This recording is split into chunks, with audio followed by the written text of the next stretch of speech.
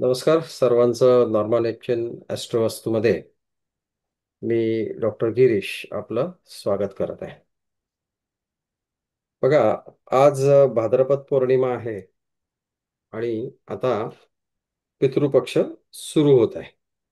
त्यानिमित्ताने आपण पितृदोष हा विषय घेतलेला आहे.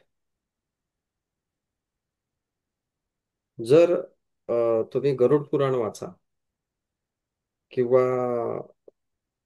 दुसरे अनेक ग्रंथ आहेत ज्याच्यामध्ये तुमचा अ, म्हणजे ह्याविषयी पितृदोषाविषयी बरंच काय लिहिलेलं आहे.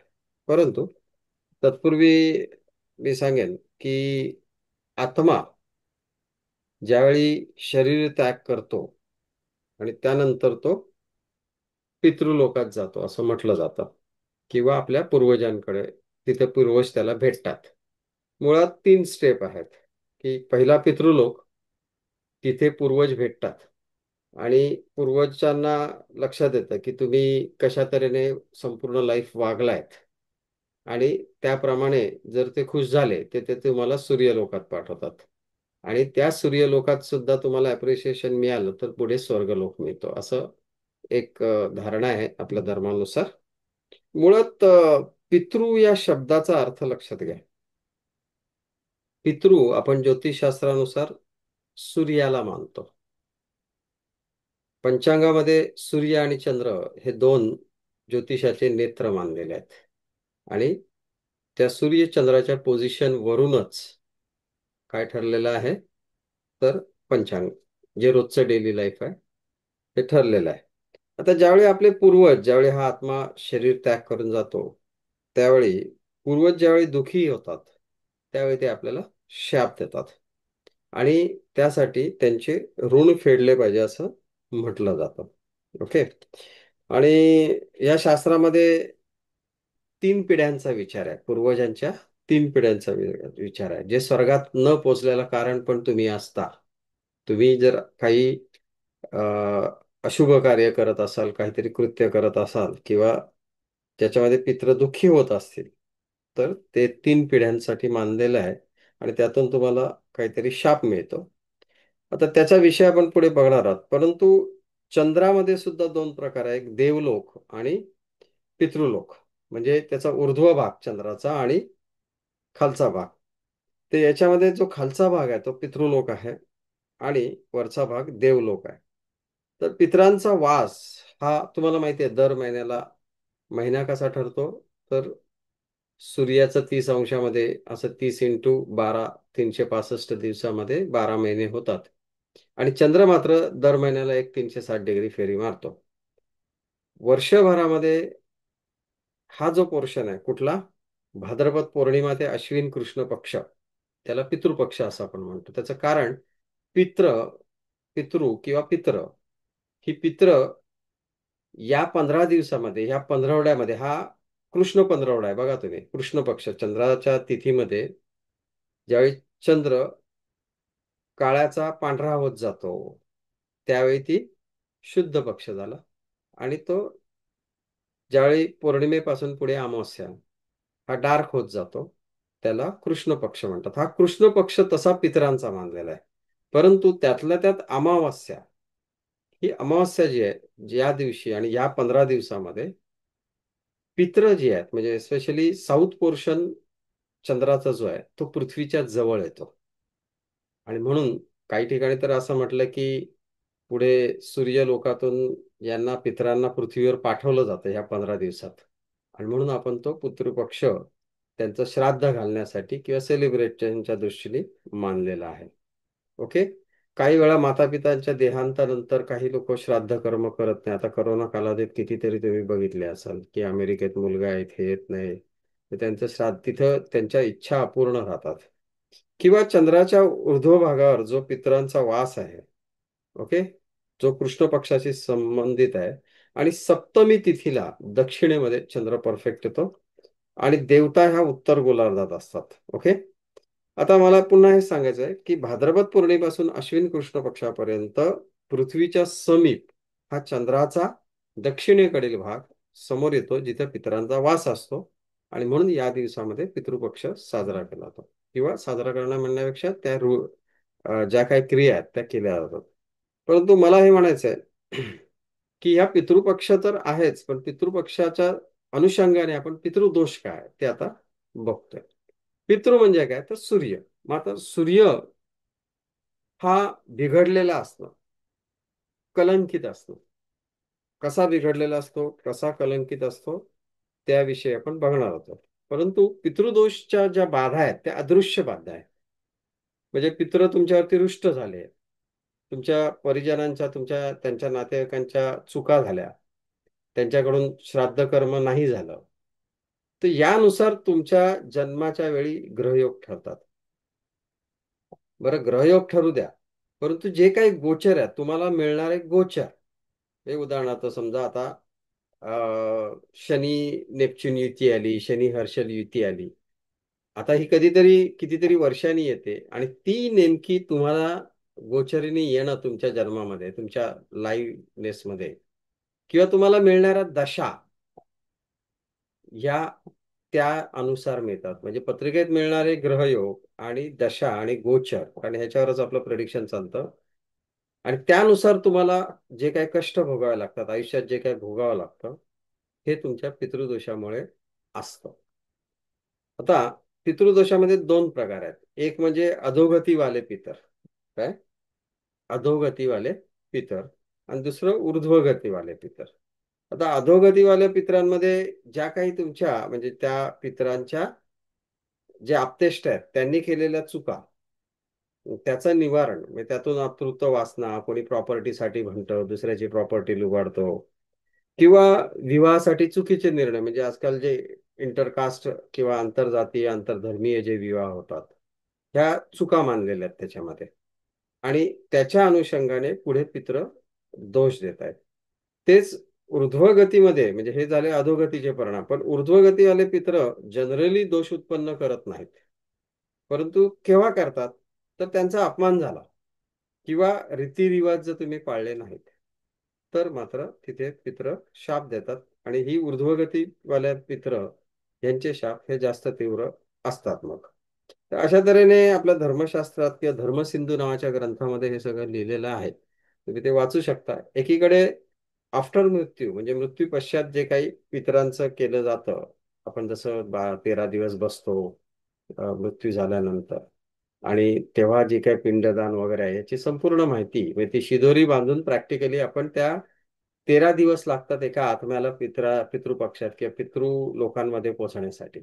आणि त्या 13 दिवसात त्यांना जाण्यासाठी तेवढ्या पिरियडमध्ये त्यांना अन्न मिळावं, हा त्याच्या मागचा उद्देश आहे. ती शिदोरी बांधून आपण देत असतो. आणि म्हणून मग आपण जे काही करतो त्याला काय म्हणतो, काही यज्ञ करतो किंवा पिंडदान करतो, हा विषय त्या 13 दिवसांमध्ये. आणि म्हणून आपण म्हणजे आता ज्योतिषाशी रिलेटेड असल्यामुळे आपण हे गरुड पुराणामध्ये लिहिलेलं वाचन केलं पाहिजे.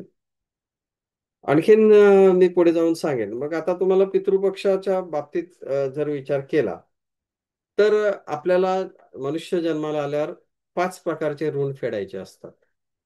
म्हणजे त्याच्यामध्ये पहिलं म्हणजे देव ऋण, दुसरं मनुष्य ऋण, त्यानंतर ऋषी ऋण किंवा गुरु ऋण सुद्धा त्याला म्हणतात, पितृ ऋण आणि भूत ऋण. आता हे कसे फेडणार, तर पहिल्यांदा देव, म्हणजे पहिले देव म्हणजे कोणतं, तुमचे प्रथम माता पिता. आता आजच माझ्याकडे एक केस आली होती ज्याच्यामध्ये त्यांनी गणपतीची काहीतरी मांडला आणि त्याच्यानंतर काही दिवसांनी तो बंद केला. तर त्यांच्या मनात ती शंका आली. मग इथे कारण त्याचे परिणाम मी पुढे सांगतोय. आणि मग इथे गणपतीची उपासना किंवा गणेशाची उपासना जी बंद पाडली, हे झालं, तुम्ही तिथे रीती किंवा चाल काहीतरी मोडलेत. आणि म्हणून त्यासाठी तुम्हाला देव ऋण फेडावा लागेल. हे एक उदाहरण दिलं मी. किंवा प्रथम देव तुमचे आई बाबा आहेत, त्यानंतर शंकर, दुर्गा, विष्णू किंवा कुलदेवता यांच्यापैकी काही जर तुमचं त्यांच्या बाबतीत काही करणं बाकी राहिलं असेल किंवा काही चुकीचं केलं असेल, तर त्यांचं ऋण फेडावं लागतं. आणि ते ऋण जर तुम्ही फेडले नाहीत, तर तुम्हाला तसे कष्ट येतात. मग दुसरी गोष्ट, मनुष्य ऋण, म्हणजे अन्न, म्हणजे अन्य जी लोक असतात ज्यांना तुम्ही कोणाचा तरी कोणीतरी मर्डर केलाय संपत्तीसाठी, किंवा कोणीतरी रोगग्रस्त आहे. आता रामायणामध्ये तुम्ही बघितलं, की दशरथ माहिती आहे ना तुम्हाला, की रामाच्या वडिलांनी जे काही श्रावण बाळाच्या आई वडिलांना मारलं चुकून आणि त्याचे परिणाम रामाला भोगावे लागले किंवा त्याच्या पुढच्या पिढीला भोगावे लागले. अशा तऱ्हेचे जे काही ऋण असतं ते मनुष्य ऋण असतं. म्हणजे नातेवाईक नाही, पण इतर लोकांना आपण चुकून मारलेलं आहे, त्यांचं काही लुबाडलेलं आहे, तर त्याचे ऋण. त्याच्यानंतर ऋषी ऋण. ऋषी ऋण म्हणजे काय? तर तुम्ही ज्या गोत्रात किंवा ज्या वंशात जन्माला आलायत, त्यांच्या अनुषंगाने तुम्ही काहीही जर केलेलं नाहीये, त्यांना आठवलं पण नाही साधं, तर तिथे तुमच्या घरामध्ये सतत मंगल कार्य वगैरे काही होत नाही. हे झाले ऋषी ऋण. त्यानंतर पितृ म्हणजे तुमची पहिली तर आई, मातृ. मग मातृकडून मामा मामी, नाना नानी किंवा तुमचे मावशी मामा यांच्या दृष्टीने 3 पिढ्या किंवा तुमचे काका किंवा आणखीन आत्या या दृष्टीने वडिलांकडून यांच्या बाबतीत जर तुम्ही काही चुकला असाल, तर तुम्हाला दारिद्र्य, संतान न होणं किंवा अपंगत्व येणं अशा तऱ्हेचे फलित सांगितलेले आहेत. हा झाला. मग त्या अनुषंगाने तुम्ही जे काही ऋण फेडता त्याला पितृऋण असं म्हणतात. हे वडिलांच्या आणि आईच्या दृष्टीने ज्याचा विचार आहे. आणि त्याच्यानंतर येते ते जे भूतऋण. ओके. तर भूतऋण म्हणजे काय? तर बघता म्हणजे आता हे कसं काय ग्रहांमध्ये बघायचं हे आपण पुढे शिकणार आहोत. ओके.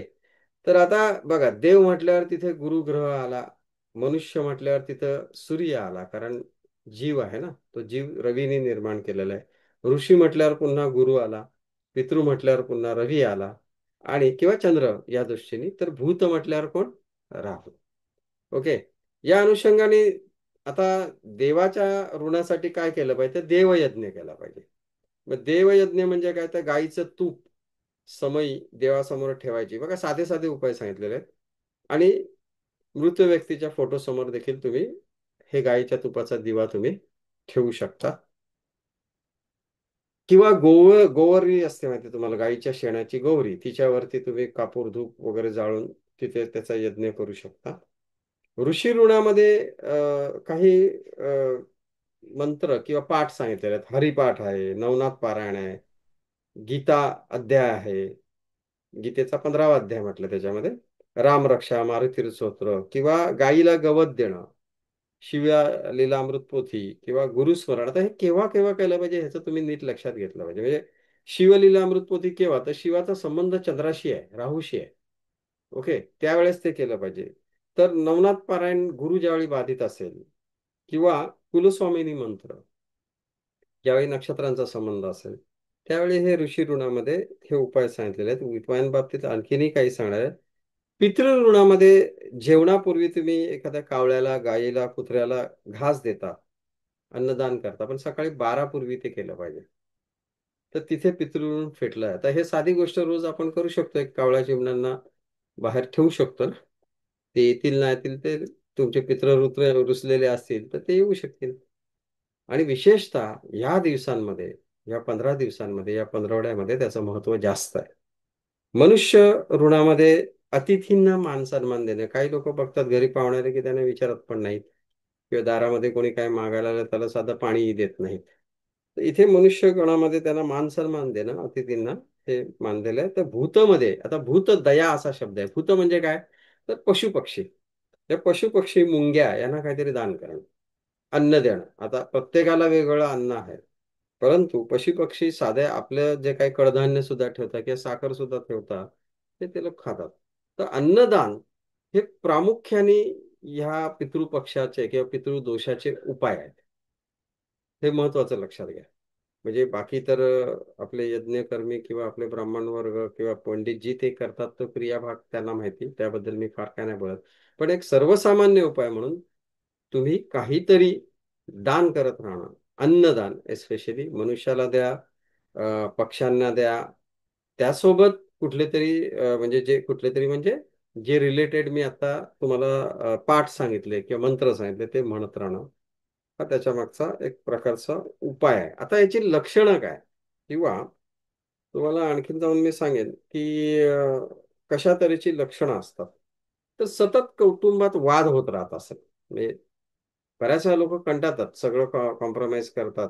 आणि मग शेवटी विचारतात की बाबा मग आम्हाला गुरुजींनी सांगितलंय की बाबा नारायण नागबळी करा किंवा तुम्ही कालसर्प शांती करा किंवा पितृदोषाची शांती करा. तर कौटुंबिक वादविवाद सतत किंवा सतत करिअरमध्ये अपयश येत असत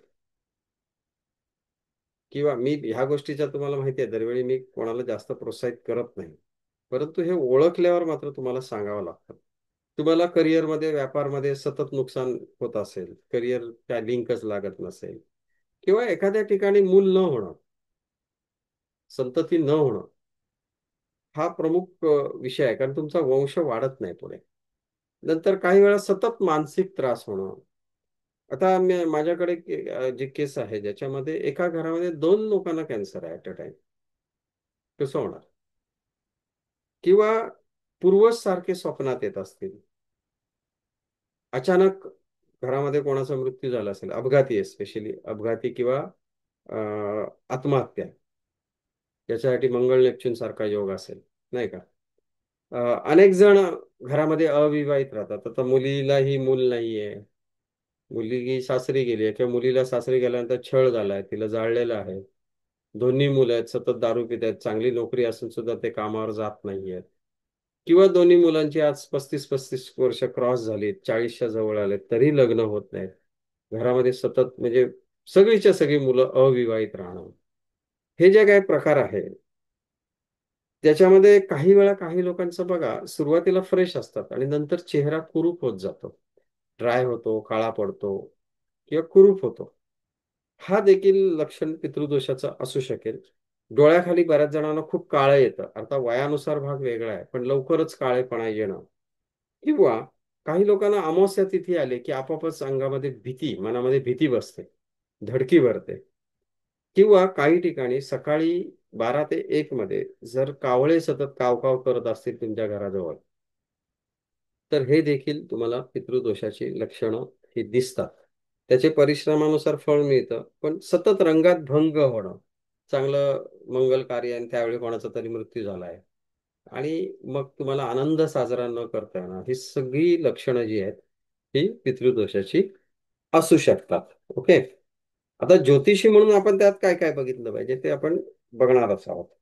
तर आता बघा साधारणपणे ज्योतिषीय दृष्ट्या म्हणजे लग्न महत्वाचं आहे.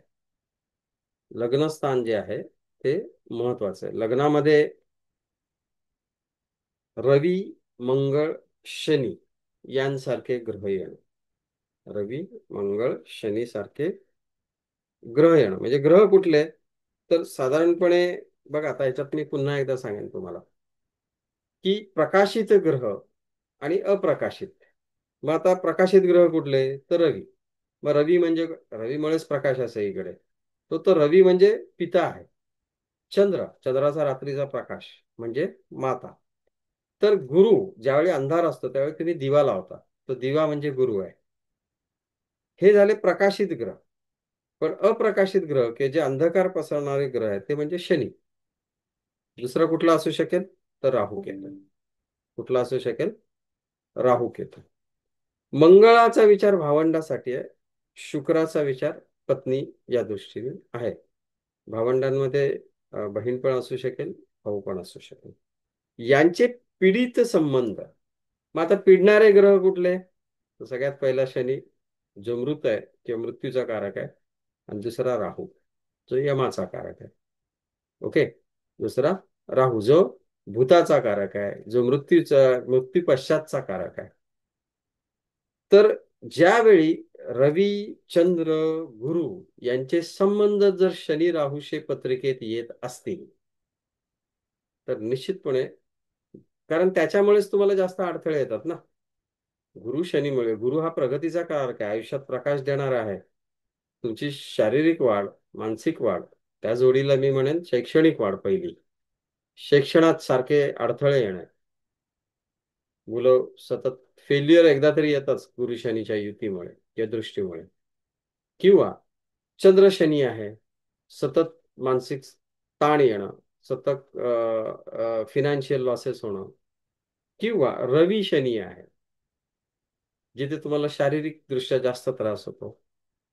म्हणजे चंद्र, रवी आणि गुरुचे शनीचे संबंध आले तर तुम्हाला त्या त्या अनुषंगाने लॉसेस होतात. हे पत्रिकेत तुम्ही बघू शकता. पण प्रत्येक वेळी तुम्ही आता ह्याला म्हणजे तुम्हाला खरंच त्रास येत असतील तरच त्या बाकी भागाकडे जायचं आपल्याला, उपायात्मक भागाकडे. आणि दुसरं म्हणजे जर समजा शुक्र शनीचा संबंध आला तर स्त्री रिलेटेड प्रॉब्लेम आहे.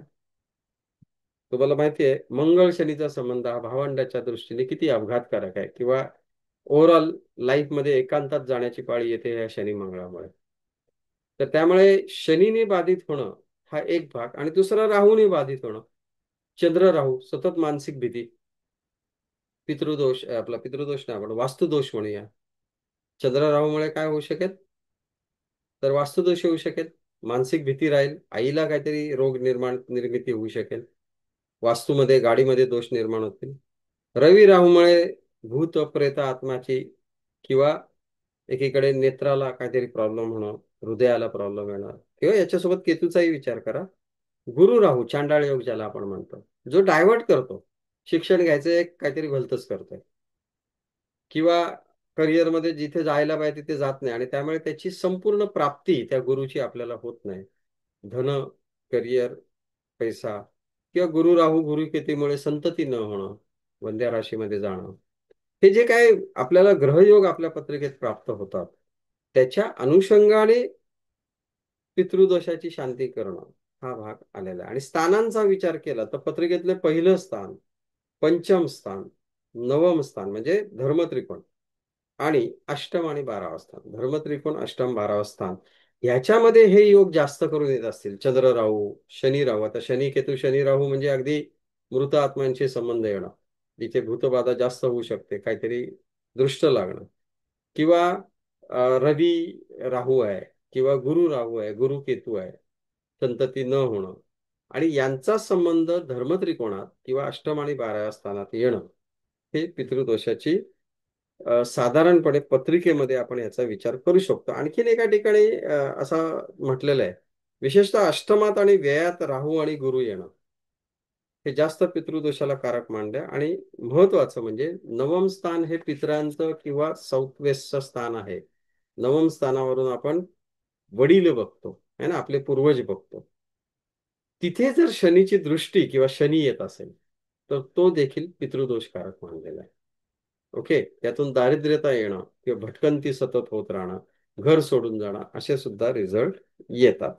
आता याच्यासाठी उपाय काय केले पाहिजे, तर साधारणपणे वडाखाली दिवा लावणं, वडाच्या झाडाखाली, वटवृक्षाखाली दिवा लावणं, तीळ आणि पाणी सूर्याला देणं, एकत्रित करून त्याच्यावर अर्घ्य देणं ज्याला आपण म्हणतो, आणि गायत्री मंत्राची उपासना त्याच्यावरती करणं, किंवा नवरात्रीत कालिका स्तोत्राचं पठण करणं, किंवा पितृपक्षामध्ये म्हणजे आता पितरांना स्मरण करून दान करणं, पूर्वजांच्या नावाने एखादं झाड लावणं. एस्पेशली बुधाच्या आणि गुरुच्या दृष्टीने उपाय देताना मी बऱ्याच वेळा झाड लावायला सांगतो. कुठे कसं लावायचं हे त्यावेळी सांगत असतो. विष्णूची प्रार्थना किंवा विष्णू सहस्त्रनाम हा देखील खूप चांगला उपाय आहे. प्रत्येक गोष्टीला मास्टर की आहे विष्णू सहस्त्रनाम किंवा विष्णू पुराण. आणि नमः स्वहाय स्वाध्याय नित्यमेन नमो नमः हा जो काही मंत्र आहे हा देखील म्हटलं जातं. त्यानंतर नारायण नागबळीची पूजा हा एक उपाय त्याच्यावरती सांगितलेला आहे. विशेषतः राहू जर तुम्हाला बाधित करत असेल आणि राहूची दशाच जर तुम्हाला येत असेल जीवनामध्ये, तर निश्चितपणे गेल्या जन्मीने केलेल्या पापाचं या जन्मी भोगायचंय, असं त्या राहूचं फलित आहे. पंचमात लग्नात नवमात केतू येणं. काय पंचमात लग्नात नवमात म्हणजे धर्मत्रिकोणात केतू येणं. केतू एंडचा कारक आहे. पुन्हा मी सांगतो, वास्तुदोषाच्या बाबतीतही मी बोलतो आता. आणि पीडित रवी, रवी केतू, रवी राहू, रवी शनी युती किंवा दृष्टीने येणं हे पितृदोषाची लक्षणं आहे. आता हा जरी पितृदोष असला तरी तुम्हाला ह्याला वास्तूमधनं कळतं. तुमच्या पूर्व दिशेला भिंत आली, सूर्याचा प्रकाशच पूर्वेतून येत नाहीये, पूर्व दिशा सूर्याची आहे, किंवा पूर्व दिशेत कट आला म्हणजे निश्चितपणे तिथे रवी शनी, रवी केतू किंवा रवी राहूचा नाही संबंध ना, राहू एक्सटेंडेड आहे, एक्सटेन्शन आहे. पण तिथे काहीतरी आवाढव्य वाढलंय, आपलं मोठं झाड आलंय आणि त्यातून सावली पडते, प्रकाश येण्याच्या ऐवजी सकाळच्या सूर्याची झाडाची सावली पडते, तर तिथे राहूचा इम्पॅक्ट आला. म्हणजेच तुम्हाला हृदयविकार, नेत्रविकार किंवा आणखीन पाठीच्या कण्याचे विकार किंवा शरीराला व्यंग येणं, हे रवी केतू, रवी शनी किंवा वडिलांशी न पटणं किंवा आपल्या बॉसशी देखील न पटणं, अशा तऱ्हेचे परिणाम हे तुम्हाला पूर्व दिशा अशा तऱ्हेने बंदिस्त आली, पूर्व दिशेला टॉयलेट आलं, पूर्व दिशेला कट आला, तर निश्चितपणे हे तुम्हाला वास्तूमध्ये मग त्या दिशेत तुम्ही रिपेअरिंग केलं, तशा दृष्टीने मोठी खिडकी टाकली, दरवाजा टाकला किंवा तिकडचं झाड कापून टाकलं समजा आणि प्रकाश घेतला. अनेक उपाय आपण बोनसायचे पण उपाय सांगितले. तर निश्चितपणे त्याचे शुभ परिणाम तुम्हाला वास्तूच्या मार्फत पण येतील. आणि ज्यावेळी पत्रिकेत कळत नाही, निश्चित आहे देव दिशा कुठल्या, तर पूर्व आणि उत्तर. मग पूर्व उत्तर मध्ये टॉयलेट येणं, पूर्व उत्तर मध्ये घरामध्ये कट येणं, पूर्व उत्तर मध्ये अग्नितत्व वाढणं, पूर्व उत्तर मध्ये तुमचं जलतत्व पाहिजे त्याच्याऐवजी त्याच्या विरुद्ध तत्व येत असतील, पृथ्वी तत्व जास्त प्रमाणात वाढत असतील, म्हणजे काय, चढ आला, मोठी भिंत आली, सूर्यप्रकाशच येत नाही, उत्तरेची दिशाच दिसत नाही, याचा अर्थ तुमच्याकडे पितृदोष असण्याची शक्यता वाढली. हे नुसत्या वास्तूवरनं पण तुम्ही ओळखू शकता. मग हा उपाय होऊ शकतो की नाही? पूर्व आणि उत्तरेत मोठ्या खिडक्या टाकणं, सूर्यप्रकाश घेणं, ती हलकी करणं, लोखंडाच्या वस्तू जेवढ्या होतील तेवढ्या काढणं, जास्तीत जास्त लाकडाचा वापर करणं, हे सुद्धा इनडायरेक्ट उपाय वास्तूच्या अनुषंगाने पितृदोषाला कारण ठरू शकते. तुम्ही आता ह्या काय म्हणतात त्याला, विद्युत दाहिनीमध्ये ज्वलन करताय. मुळात सूर्याने आपल्याला जन्माला घातलंय आणि काष्ट तत्वामध्ये जर आपण आपलं ज्वलन झालं तर तिथे जास्त मुक्ती आहे. काष्टतत्व हे सूर्याचं आहे, म्हणजे सुकी लाकडं. आणि म्हणून पूर्वीच्या काळी सुक्या लाकडामध्ये हिंदू धर्मात ज्वलन करत होतं. आता आपण काय करतो, इलेक्ट्रिक मध्ये जाळतोय. नीट लक्षात घ्या, ह्या गोष्टीचे परिणाम हे येतच असतात. त्यामुळे पुन्हा एकदा सांगेन, राहू, केतू, शनी हे ग्रह कसले आले, तर अंधकाराचे ग्रह आहेत, पितृलोकांचे ग्रह आहेत मी म्हणेन. आणि त्या अनुषंगाने प्रकाशित ग्रह चंद्र, रवी, गुरु हे यांच्या संपर्कात येणं, युतीत येणं, दृष्टीत येणं किंवा नक्षत्र स्वामी म्हणून सुद्धा जर येत असतील तर निश्चितपणे त्याचे अशुभ परिणाम आपल्याला येत असतात.